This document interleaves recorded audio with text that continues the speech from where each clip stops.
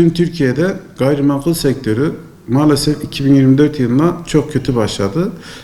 En büyük sebeplerden biri devletin uygulamış olduğu, konut sektörüne uygulamış olduğu bankalardaki kredi vermeme durumu.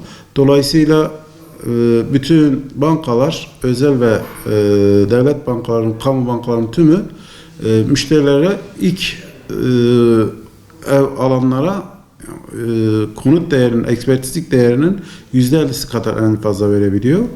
Diğer ikinci el konutlarda en fazla %12'ye kadar verebiliyor. Dolayısıyla konut kredisi kimse alamıyor. Bundan kaynaklanan bir durgunluk söz konusu.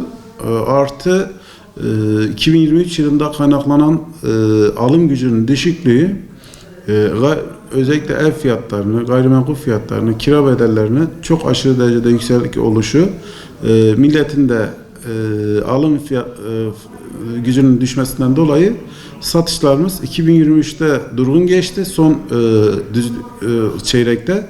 Bu 2020'lere de yansıdı.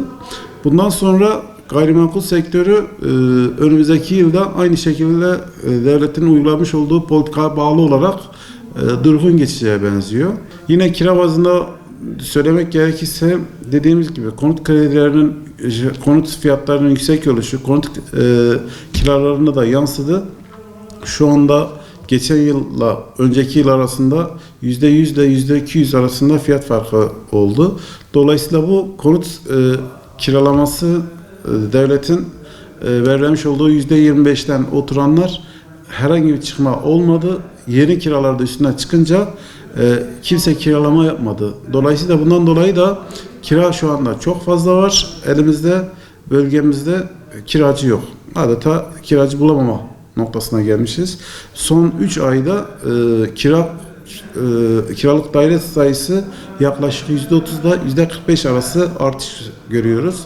Kira fiyatlarında da geçen yaz dönemine, yani bizim kiralığın çok fazla verdiğimiz 6. dönemle 9. dönem arasında fiyatlara baktığımız takdirde şu 2024'ün fiyatlarına oranla %10 ile 15 arasında fiyatlarımız düştü.